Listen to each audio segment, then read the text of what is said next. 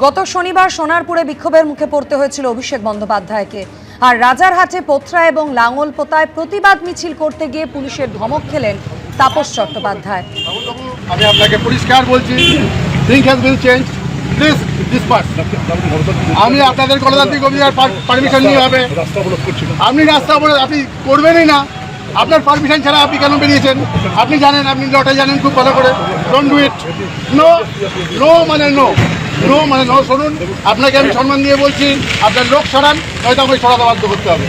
আমি চাই না আমি আননেসারি কোনো রকম ঝামেলা করতে। আমি একদম 10 মিনিটের মিছিল, এবার হট করে আইসি আমাদের পদ্মা ঘুরে আমরা জাস্ট এসে মিছিলটাকে শেষ করবো। বলছে যে আপনি বেআইনি, কিসের বেআইনি?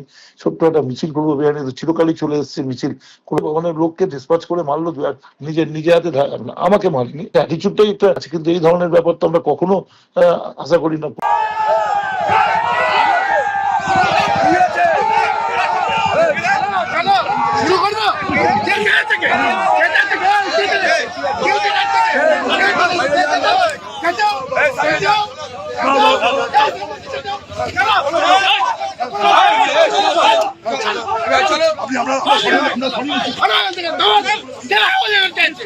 কেন হয়ে গেল?